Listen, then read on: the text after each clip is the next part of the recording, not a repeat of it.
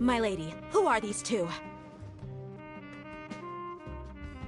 They're travelers that I met on the street just a moment ago. They happened to notice that you were all searching for me, so they helped me hide. I see. In that case, you two should scram. There's nothing here for you. Wait a sec! Who the heck are you? And why are you shooing us away? I'm Miss Dunyarzad's bodyguard, here to see that she returns home safe and sound. My lady, let's get going. You've been gone for so long that your parents are worrying themselves sick. And if I refuse to go with you? It'd be easier for the both of us if you cooperated. But if you insist on not going, then I'll have to carry you like a sack of potatoes. Hey! Dunyarzad already said she doesn't want to go back. Why are you still pushing her? Stay out of this. You don't understand the situation. Sorry, my lady. Even though I'm your bodyguard, your parents are my employers. I have to answer to them. How much? Wait, what? How much more do I have to pay you to become your employer? So you never listen to my parents ever again. Double? A triple? Give me some time and I'll get that much. My lady, this isn't about Mora. I don't know what you think of us Eremites, but let me say this. I like Mora, but I'll never go against my principles. That's why I'm here looking for you. Sure, it's an order from my employer, but my conscience was also telling me it's the right thing to do. And knowing your health, carelessly running around like this is gonna hurt ya. For the sake of those who love you, don't be stubborn. No, you're wrong. I'm aware of my limits and I know what I'm doing. Honestly, the only people being stubborn right now are my parents. And they know perfectly well that it makes no difference if I'm at home or not. They still won't accept reality. And every time I bring this up, they just change the subject. Dia, you've been living with us a long time already. This should be old news to you. Dia, I know it hasn't been easy for Mother and Father, and I'm grateful for everything they've done for me. But there's someone else in this world I'm also grateful to. Because she saved me. The love I have for her is the same I have for my parents. This is my life and my last chance. So I want to do something meaningful.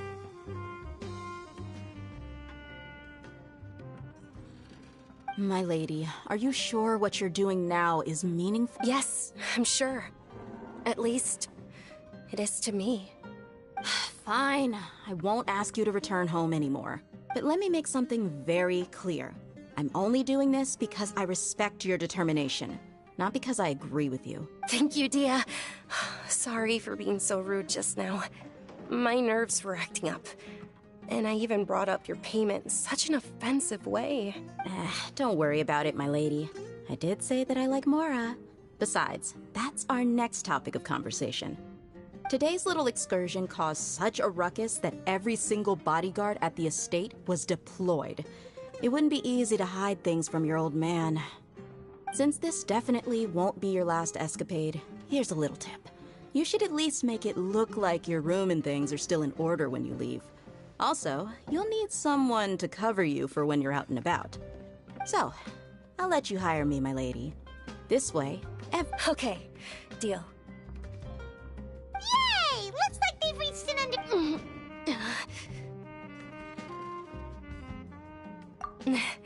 I'm fine, really. My lady, stop trying. I'm sorry for worrying you too. Sure! After you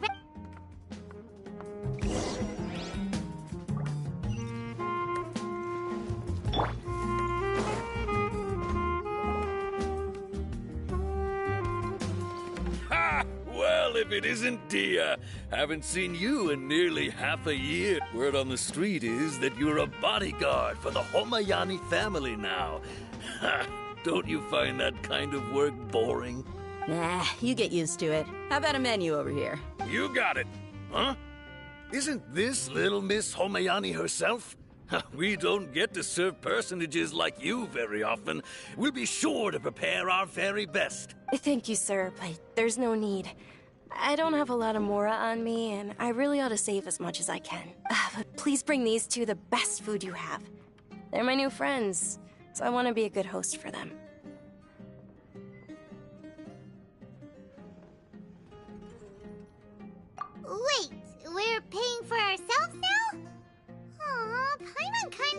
try something fancy, but we aren't exactly loaded. How about our charcoal-baked Agelena cakes? They're our signature snack, and they run cheap. Look, other customers over there are eating some now. They look kind of burnt and dry. Paimon will pass.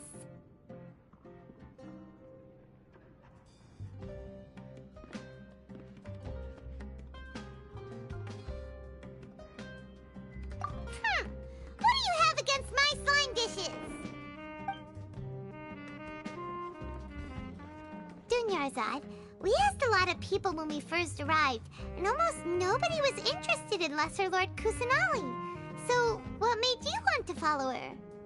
Well, remember when you asked me if I knew how to meet the Dendro Archon? Even though I don't know how, I think I've actually seen her before. Huh? Really? Yes, it was when I was a child. At the time, my illness had kept me bedridden for the better part of a year. I was stuck inside and couldn't make any friends, and my parents did their best to find treatments for me. But even then, the Akasha didn't have any helpful information. My younger self no longer had any hopes or dreams. One flare-up was then one night, at that moment, and it... Dunyarzad, don't be scared. You don't have to cry. Who are you? How do you know my name? How do I explain this? You might not be able to understand, but actually, I know everything about you. Really? Of course. I know that you're scared of thunder, that you hate taking medicine every morning, and that you love counting the petals on your mom's skirt. Wow, you really do know everything. Dunyarzad, is there anything... What? No. Huh? But aren't you a child? All children have wishes. Tell me what you want, and maybe I can make it happen. But... Oh. I'm sorry. But I'm not powerful enough to do that right now. Then... can you be my friend? After that, the voice said, "Okay, I'll be your friend." Although my body was suffering during those days, that voice encouraged me and told me many wondrous things. Beyond my window was the flourishing Sumeru city. Beyond the city was a lush rainforest. And beyond that was the wall of Samiel, deserts, and all of Tevat. Once I finally made it through that bout of illness, I couldn't hear that voice anymore.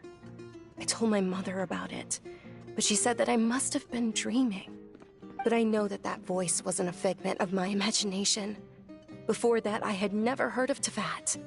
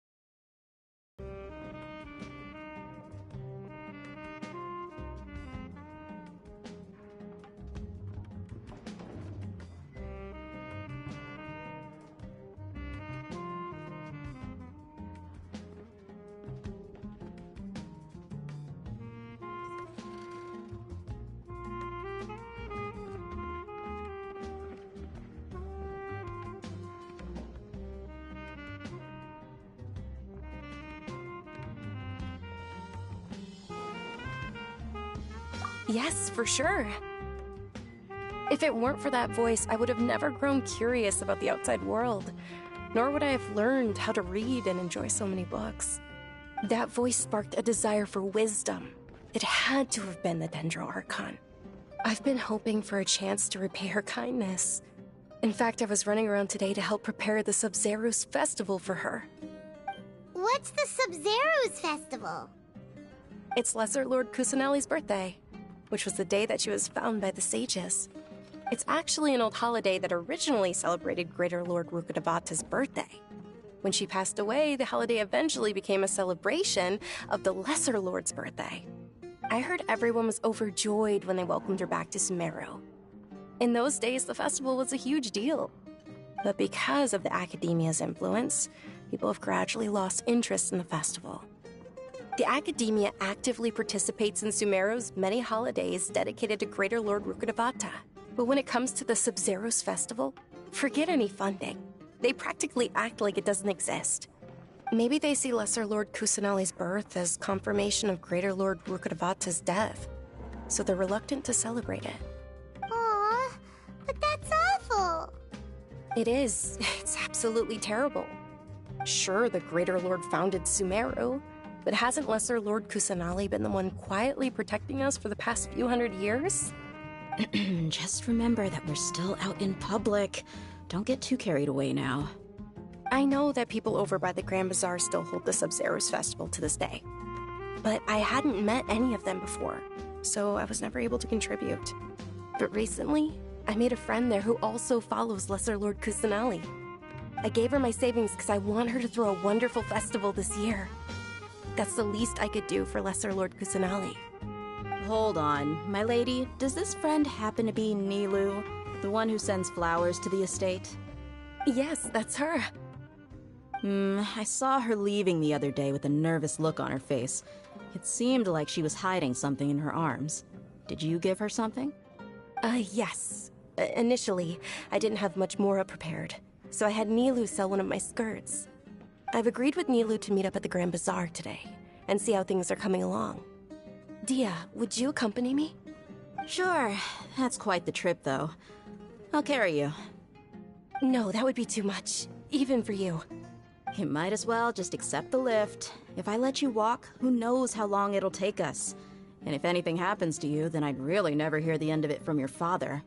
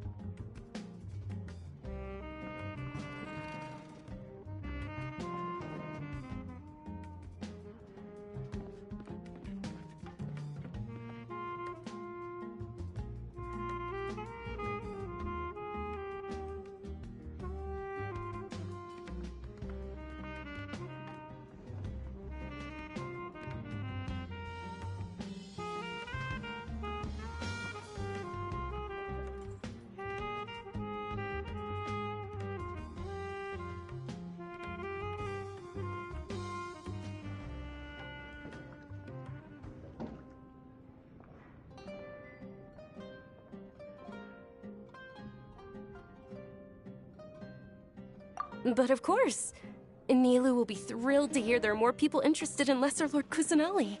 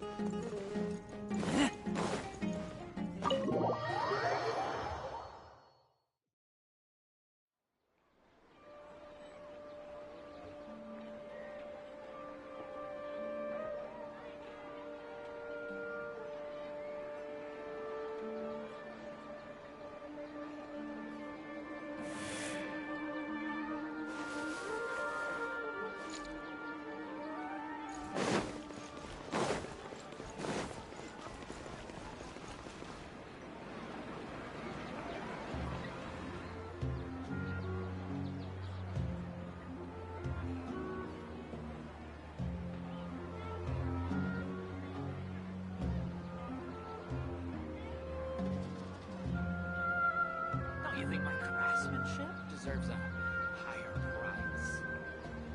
Come on. It's an easy sword, isn't it? Surely you can do this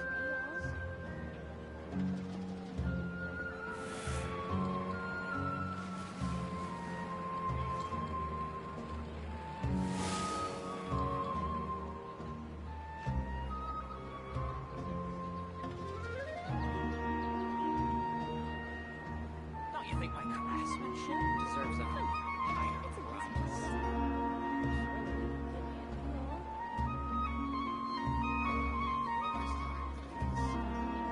I keep watch. You leave, you call me.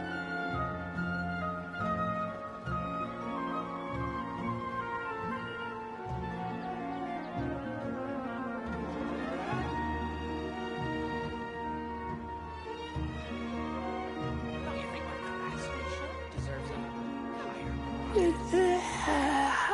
price?